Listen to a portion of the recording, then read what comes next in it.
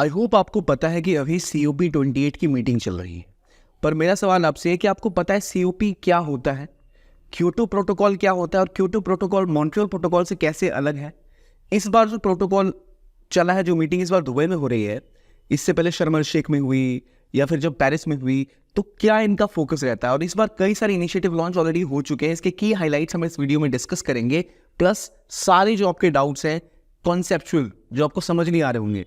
कई लोग कंफ्यूज होते हैं, जैसे नॉर्मली हम इसको रट लेते हैं, पर रियलिटी ये है कि हमें समझना पड़ेगा कि क्या है क्लाइमेट चेंज, UNFCCC क्या है, कैसे शुरू हुआ और इस बार क्या चीज़ें अनाउंस हुई, उसमें इंडिया का क्या स्टेक है।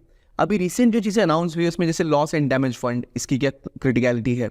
फिर एक क्लाइमेट क्लब की बात की जा रही है, जिसको लेकर इंडिया थोड़ा सा सतर्क है कि इसको ज्वाइन ना करे। फिर इंडिया ने खुद के लिए कहा है कि हम 2028 में एक होस्ट करना चाहेंगे COP। तो COP होस्ट करने के लिए क्या एलिजिबिलिटी होती है, क्या क्या रीजन्स है, कैसे डिसाइड होता है, क्या ये क्लैरिटी आपको है या नहीं। फिर जैसे UAE ने $30 बिलियन का अपना खुद का एक क्लाइमेट एक्शन फंड की बात करी है, जिसमें वो अल्टेरा की बात करता है। वो अल्टेरा क्या शब्द है, क्या मतलब है इसका, ये सारे जो कॉन्सेप्ट है with the understanding of UNFCCC इस वीडियो में हम कवर करेंगे। तो वेलकम टू ओनली IAS और आइए डिस्कस करते हैं इस पूरे टॉपिक को, मामला क्या है। तो पहले COP कहाँ हो रहा है इस बार, दुबई में। ठीक, दुबई से पहले UNFCCC कहाँ हुआ था, अब कहाँ लोकेटेड है, इसका रेलेवेंस ये है कि आपसे कभी लोकेशन पूछी जा सकती है। तो इससे पहले दुबई से पहले शर्म एल शेख में हुआ था। शर्म एल शेख कहाँ है, इजिप्ट में। तो इस तरह जो लोकेशन अगर आपको याद रहे तो आपके लिए बेहतर रहेगा। अब इससे पहले कब हुआ, इजिप्ट से पहले कहाँ गए थे हम, तो ग्लासगो में हुआ था। इससे पहले ग्लासगो में हुआ था। 2026 was in Glasgow, 2027 was in Egypt और इस बार 28वां का है दुबई में। तो ये मीटिंग्स बहुत बड़ा रोल प्ले करती हैं हमारे क्लाइमेट चेंज क्या सिस्टम है, कितना उसको कंट्रोल किया गया, इन सबको डिसाइड करने में।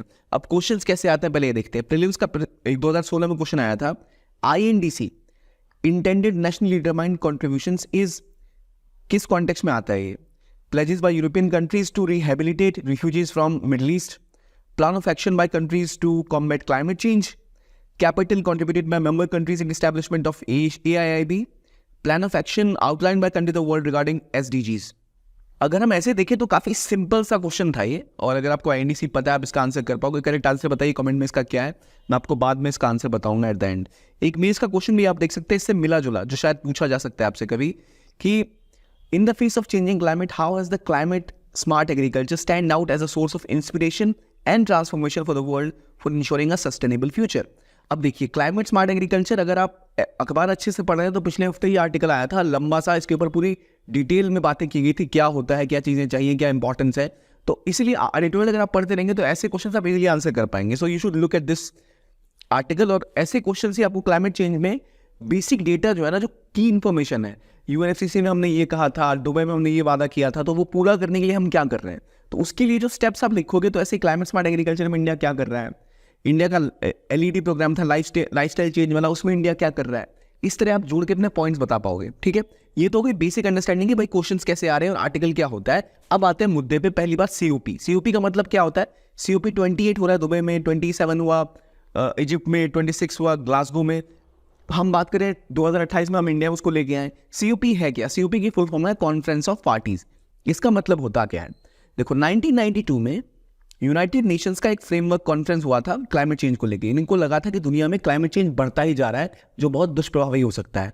इसी को, ये जो UNFCCC की मीटिंग हुई थी, ट्रीटी साइन हुई थी 1992 में, इसी को कहते हैं अर्थ समिट। ठीक है, इसी का दूसरा नाम है अर्थ समिट। कब हुई थी, 1992 में। तो ये COP उसी के अंदर जो कॉन्फ्रेंस होती है, जो इस ट्रीटी को साइन करने वाली कंट्रीज हैं, ठीक है, वो जितने मेंबर हैं उनका एक कॉन्फ्रेंस है। वो सारी कंट्री जो ने इस ट्रीटी को साइन किया था वो सब आके मिलते हैं, इसलिए कहते हैं इसे कॉन्फ्रेंस ऑफ पार्टीज। जैसे क्लास में कॉन्फ्रेंस होती है, ऑफिस में कॉन्फ्रेंस होती है, कलीग्स की कॉन्फ्रेंस होती है, उसी प्रकार से पार्टीज की कॉन्फ्रेंस है जिन्होंने इसको साइन किया था। तो ये हर साल होता है और एक मल्टीलैटरल डिसीजन मेकिंग फोरम है ये क्लाइमेट चेंज के ऊपर। तो अलग अलग रीजन में हर साल ये किया जाता है। ऐसा नहीं कि एक देश कर रहा है अगले साल उसका पड़ोसी देश कर लेगा। इसके लिए असल में रीजन डिफाइंड है, हर साल अलग अलग रीजन में होता है रोटेशन बेसिस पर। इसलिए इंडिया ने अगले साल का दावा नहीं ठोका, इंडिया ने कहा हमें 2028 में चाहिए। क्यों, क्योंकि देखिए ऐसा होता है, पहले अफ्रीकन ग्रुप, फिर एशिया पैसिफिक ग्रुप, फिर east European group, Latin American group, Caribbean group, western group और बाकी इस तरह के ग्रुप्स होते हैं जो जिसमें ये शिफ्ट होता रहता है। इंडिया किसका पार्ट होगा, India mostly Asia Pacific group का पार्ट होगा। तो जब यहाँ पर ये शिफ्ट होगा दोबारा, तब इंडिया इसको होस्ट कर पाएगा। तो इंडिया ने ऑलरेडी COP8 जो 2008 में हुआ था वो इंडिया ने होस्ट किया था, तो उसके बाद दोबारा इंडिया 2028 में बात कर रहा है कि शायद इंडिया होस्ट करे, और इसके उन्होंने अपना एक इनिशिएटिव भी बताया कि हम ये इसको पुश करना चाहेंगे। तो ये हो गए COP की बात कि क्या होती है कॉन्फ्रेंस ऑफ पार्टीज को COP कहते क्यों है, क्योंकि जिन पार्टीज ने एग्रीमेंट किया था वो साथ आगे बैठती से कहते हैं COP। हर साल होता है तो 28वां है। इंडिया में कब हुआ था? COP8 2008 में जब हुआ था COP8, ठीक है। तो ये हमने समझ लिया। अब आगे बात करते हैं कि ये तो हमने समझ लिया, पर UNFCCC है क्या भाई? क्या है यूनाइटेड नेशंस का जो ये कॉन्फ्रेंस था, क्या चीज़ है? इसको अर्थ समिट भी कहते हैं। तो ये वो ट्रीटी हुई थी इसके अंदर जिसने कि जो क्लाइमेट की नेगोशिएशंस आज हो रही हैं कि हमें इन गैसेस को कम करना है, हमें दुनिया में क्लाइमेट चेंज को घटाना है, क्योंकि अगर दुनिया में जो क्लाइमेट है हमने अगर 1.5 डिग्री सेल्सियस से ज़्यादा ग्लोबल क्लाइमेट को बढ़ने दे दिया, तो इसका मतलब यह है कि जो जकार्ता जैसे शहर है, मे बी मुंबई जैसा शहर है, जो आइलैंड कंट्रीज है, वो पूरी की पूरी डूब जाएंगी, क्योंकि सी लेवल राइज कर जाएगा।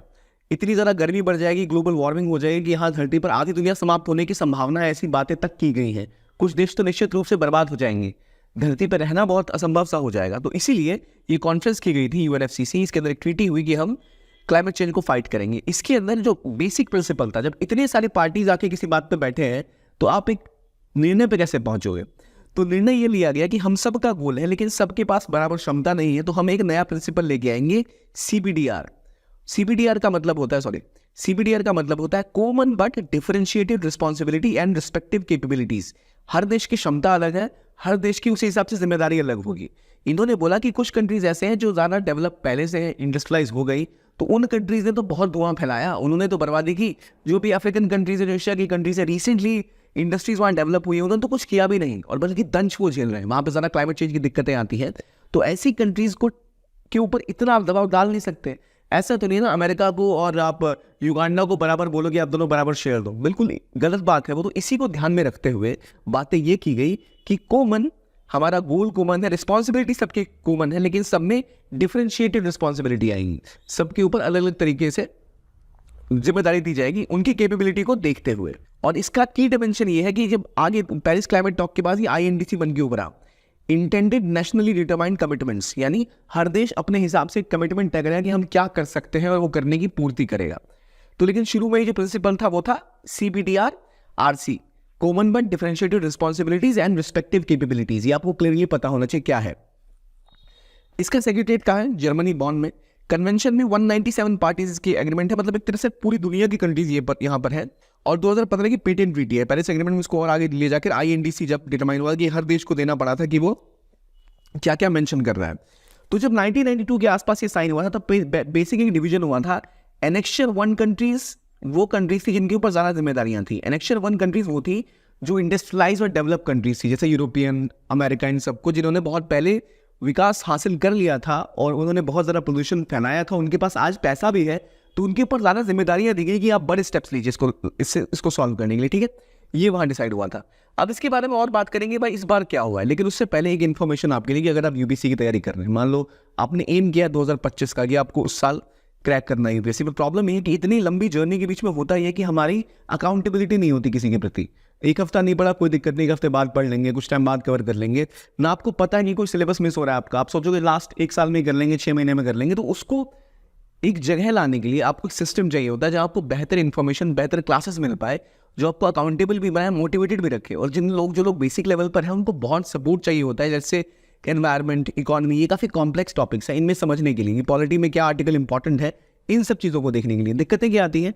क्लासेस बहुत अनअफोर्डेबल हैं, लाखों की होती हैं, प्लस फ्लेक्सिबिलिटी नहीं होती है। तो इन दोनों का सॉल्यूशन आपके लिए ओनली SPW लेके आया है अपने फाउंडेशन कोर्सेज के द्वारा। टाइटन और संकल्प, टाइटन इंग्लिश में है, संकल्प इंग्लिश या हिंदी में उपलब्ध है, जहां आप इन कोर्सेज को हाईएस्ट क्वालिटी में क्लासेस आपको दी जाएंगी और एट जस्ट 10,999 में आपको ये कोर्सेज मिल जाएंगे। तो अगर आप चाहते हैं तो आप प्लीज़ डू ज्वाइन इट। आपको बहुत फायदा होगा अपनी प्रिपरेशन में। इतनी लंबी जर्नी में ज़रूरत होती है एक सपोर्ट सिस्टम की जिसका काम ही आपके लिए करेगा, और शुरू से लेकर बेसिक से लेकर आपको कॉम्प्लेक्स टॉपिक्स तक हर चीज़ बढ़िया तरीके से पढ़ाई जाएगी। इसके लिंक जो आपको कमेंट सेक्शन में मिल जाएंगे या फिर डिस्क्रिप्शन बॉक्स में मिल जाएंगे। अब आते हैं आगे, हम बात कर रहे थे किसके ऊपर? UNFCCC के ऊपर। आपको पता लग गया UNFCCC क्या है, एक ट्रीटी है, उसकी COP क्या होती है, पार्टी की कॉन्फ्रेंस है, तो भी 28वीं चल रही है। अब इसी के तहत एक इंपॉर्टेंट चीज़ हुई थी जो हमने बोला CBDR। CBDR का मतलब क्या है? Common but differentiated responsibility and respective capability. ये एक प्रिंसिपल है UNFCCC का, हमें पता लग गया ये है। ये स्टैब्लिश करता है सेम रिस्पॉन्सिबिलिटी, एनवायरनमेंट को बचाना हम सबकी रिस्पॉन्सिबिलिटी, पर कैपेसिटी के हिसाब से हम कदम उठाएंगे। तो ये असल में कोडिफाई कब हुआ था? तो क्योटो प्रोटोकॉल 1997 में आया था, 1997 में, तब ये प्रोटोकॉल कोडिफाई हुआ था। तो क्योटो प्रोटोकॉल के अंतर्गत ये बोला गया था कि एनेक्सर 1 जो कंट्रीज है वो अपना एमिशन घटाएंगी, उनके ऊपर जिम्मेदारी है कि अपना एमिशन जो उत्सर्जन है वो कम करें। और इसी क्योटो प्रोटोकॉल के आर्टिकल 10 के अंदर आपका CBDR प्रिंसिपल आता है यूएनएफसीसी के अंतर्गत। तो उस प्रिंसिपल को इनकॉर्पोरेट करके बनाया गया था। देखिए क्योटो प्रोटोकॉल याद रखिए कब आया? 1997 में। क्योटो कहाँ है? जापान का शहर है। जब वहां पे मीटिंग हुई तभी डिसाइड किया गया। तो CBDR का प्रिंसिपल है वियना कन्वेंशन के अंतर्गत और मॉन्ट्रियल प्रोटोकॉल के अंतर्गत भी इसको डाला गया। अब देखिए हम लोग अक्सर कंफ्यूज हो जाते हैं मॉन्ट्रियल प्रोटोकॉल को लेकर और वियना कन्वेंशन को लेकर। ये दोनों प्रोटोकॉल किस बारे में है? ये है ओजोन लेयर को लेकर, कि ओजोन को दूषित करने वाली जो गैसेज हैं, जो कंपाउंड्स हैं, उसका प्रोडक्शन घटाएंगे। यूएनएफसीसी गर्मी के बारे में, क्लाइमेट चेंज के बारे में है। और क्लाइमेट चेंज में एक स्पेसिफिक सेक्टर है कि ओजोन जो लेयर है वो कम होती जा रही थी, पतली होती जा रही थी, इसमें छेद होते जा रहे थे।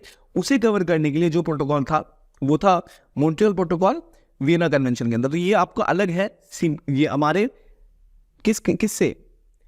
यूएनएफसीसी से और क्योटो से कैसे अलग है मॉन्ट्रियल, पता लग गया।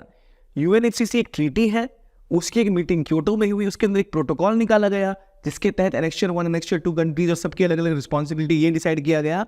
और जो हम बात कर रहे हैं मॉन्ट्रियल प्रोटोकॉल की, प्रोटोकॉल किसी और चीज की बात करता है। ये बात करता है ओजोन गैसेस कैसे कम की जाए, कैसे ओजोन गैसेस जो लेयर को खराब कर रहे हैं उसको कैसे रोका जाए। तो वो अलग प्रोटोकॉल था, लेकिन यही प्रिंसिपल बाद में वहां भी अप्लाई हुआ, क्योंकि देखा गया कि हर देश बराबरी के साथ चीजें हैंडल नहीं कर सकता। ठीक है, अभी तो इसी चीज को लेकर आगे बातें बढ़ी और अभी जो COP28 की मीटिंग दुबई में हो रही है, ये मीटिंग इस साल हुई।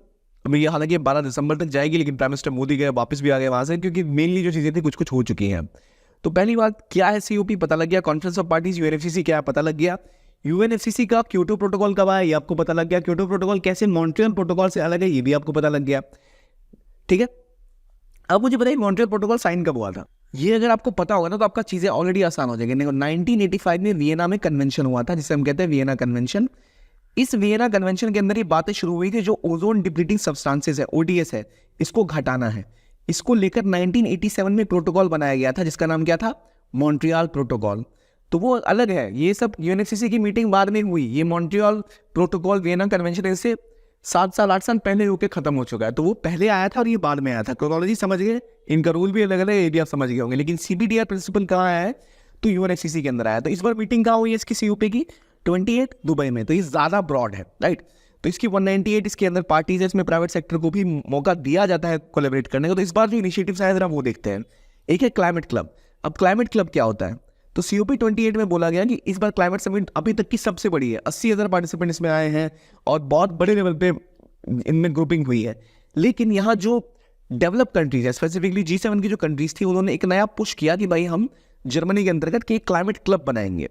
क्लाइमेट क्लब के अंदर जो हम इंडस्ट्रियल इमिशन है उसको कम करने के ऊपर फोकस करेंगे। पिछले साल बात हुई थी, इस बार इसको लॉन्च कर दिया गया। तो ये क्लाइमेट क्लब क्या बात करेगा? एक ऐसा क्लब जो फोकस करेगा इंडस्ट्रियल इमिशन को कम करने को लेकर। तो इस क्लब के अंदर बात ये हुई थी कि भाई हम कैसे करके इंडस्ट्रियल इमिशन कम करेंगे। G7 की सारी कंट्री साथ आई, अमीर कंट्रीज जो है, उन्होंने कहा हमारा फोकस होना चाहिए इंडस्ट्री में इमिशन कम हो। इंडिया इनिशियली थोड़ा इसको लेकर सकते में था कि भाई अगर आप इमिशन कम करने की बात कर रहे हो, 2045 तक जीरो इमिशंस की बात कर रहे हो, तो इंडिया की कमिटमेंट अलग है। इंडिया ने बोला, जब दबाव आया कि भाई ठीक है देखते हैं, हम भी ज्वाइन करके देखेंगे, लेकिन इंडिया ने पहले कहा था अपनी मिनिस्ट्रीज को कि आप बताइए कि अगर हम क्लाइमेट क्लब ज्वाइन करते हैं और जो उनकी कमिटमेंट्स है वो फॉलो करते हैं, तो क्या ये हमारे फायदा करेगा, नुकसान करेगा। तो ये दिक्कत है। तो ये जो है पहले G7 में बात हुई थी पिछले साल, इस साल इसको और फॉर्मली लॉन्च यहाँ से कर दिया गया।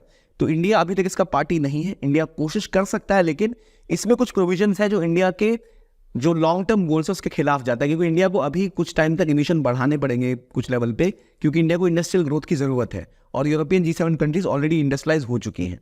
तो COP मीटिंग का एम क्या है? 1.5 डिग्री तक इसको रोकना है। गर्मी को बढ़ने से हम ऑलरेडी डिस्कस कर चुके हैं। अब एक चीज लॉन्च हुई है, लॉस एंड डैमेज फंड। अब लॉस एंड डैमेज फंड क्या होता है? देखिए, जो क्लाइमेट चेंज बढ़ा है, गर्मी बढ़ी है, उसको लेकर दिक्कतें बहुत पैदा हुई है। अलग अलग एरियाज में बहुत सारे देशों को क्लाइमेट चेंज की वजह से बहुत से लॉस हुए हैं, कभी सूखे की वजह से, कभी बाढ़ की वजह से। और इसमें जो डेवलप्ड कंट्रीज है उनको कम हुआ है और जो डेवलपिंग कंट्रीज है उनको भारी नुकसान हुआ है।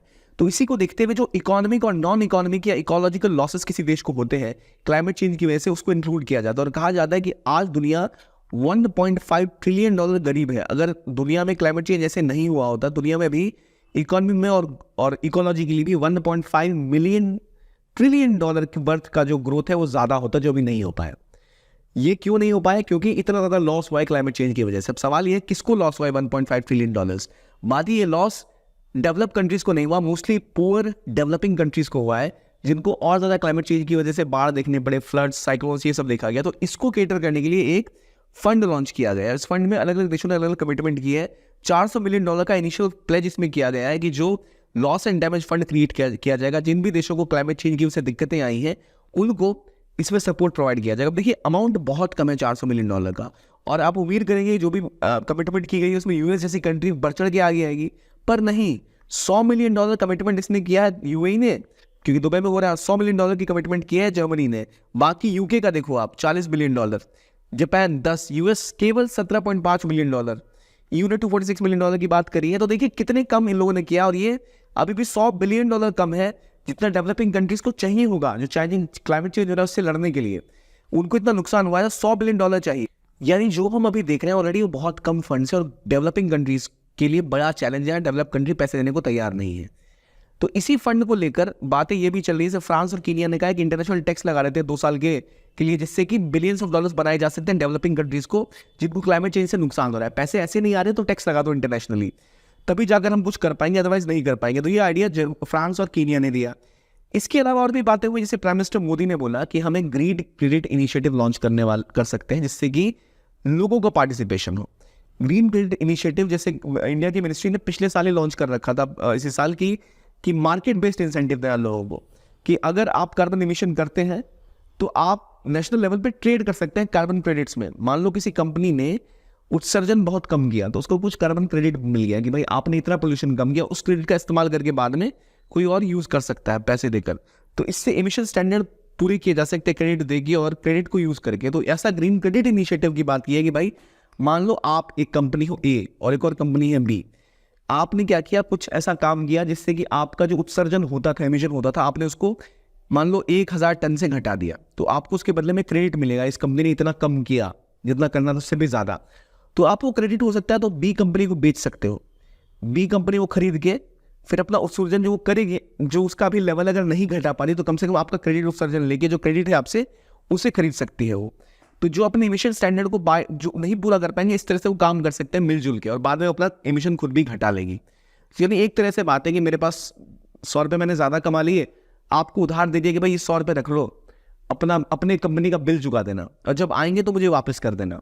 कि कुछ उस तरह का ही काम है एमिशन के हिसाब से करने का, जो इंडिया ने लॉन्च करने की बात की और कहा है कि 2028 में इंडिया चाहेगा कि इंडिया ये जो यूएनएफसीसी की समिट है वो करे। न्यू दिल्ली में आई थिंक 8वीं जो हुई थी 08 जो कॉन्फ्रेंस था COP, वो इंडिया में हुआ था। तो उसके बाद 2028 को लेकर बात चल रही है। ठीक है, ये बातें हो गई। अब इंडिया ने इससे पहले कुछ लॉन्च भी किया है या कुछ बातें भी की, वो भी डिस्कस करेंगे। लेकिन इससे पहले यूएई ने एक और काम किया है, वो है एक क्लाइमेट इन्वेस्टमेंट फंड जो है, उसमें $30 बिलियन का क्लाइमेट इन्वेस्टमेंट फंड लॉन्च किया, जो कि क्लाइमेट प्रोजेक्ट को होस्ट करेगा। प्राइवेट इन्वेस्टमेंट फंड है, याद रखिए यूएई का जो क्लाइमेट इन्वेस्टमेंट फंड है ये एक प्राइवेट इन्वेस्टमेंट फंड है, और इसका नाम इन्होंने दिया है अल्टेरा। अल्टेरा दुनिया भर में इन्वेस्टमेंट रेज करेगा $250 बिलियन के आसपास 2030 तक, और ये प्राइवेट सेक्टर को इसमें ऐड करेगा कि जैसे क्लीन एनर्जी प्रोजेक्ट हैं, जैसे हाइड्रो पावर प्रोजेक्ट हो गए, सोलर प्रोजेक्ट हो गए, विंड पावर के प्रोजेक्ट हो गए, वहाँ पे उसे खड़ा किया जाएगा जहाँ से बहुत सारे फंड और आ पाए। तो जैसे इंडिया में उन्होंने ऑलरेडी एक बात करी है कि वो एक 6 गीगावाट का प्रोजेक्ट रन करेंगे क्लीन एनर्जी के एरिया में, और इसके अलावा 1200 मेगावाट का विंड और सोलर प्रोजेक्ट होगा इंडिया में, जो क्लीन पावर बनाएगा 2025 तक। तो इस तरह का $250 बिलियन का fund private sector led UAE launch करेगा। तो ये एक प्राइवेट सेक्टर लेड फंड है, याद रखना। ये इसका नाम क्या है, अल्टेरा। तो आपसे पूछा जा सकता है अल्टेरा किसने लॉन्च किया, तो यूएई ने। इसका एम क्या है, तो वो है एक प्राइवेट इन्वेस्टमेंट फंड बनाना। कब तक, 2030 तक। कितने, $250 बिलियन। इंडिया में ऑलरेडी बातें फाइनलाइज हो गई हैं। लेकिन इंडिया ने क्या किया भाई, इंडिया की क्या बात है, इंडिया ने लॉन्च तो किया, लेकिन इंडिया ऑलरेडी बहुत कुछ करता है। तो इंडिया की स्ट्रैटेजी रही है पंचामृत, जो पिछले साल इंडिया ने की थी ग्लासगो में जब हुआ था मीटिंग 2026 में, सॉरी शर्म शेख से पहले। वहाँ इन्होंने कहा था कि 500 gigawatt non fossil fuel energy capacity raise करेंगे 2030 तक। 50% हमारी एनर्जी रिक्वायरमेंट जो होगी 2030 तक वो रिन्यूएबल एनर्जी से आएगी, और हम अपना total carbon emission 1 billion ton से घटाएंगे 2030 तक।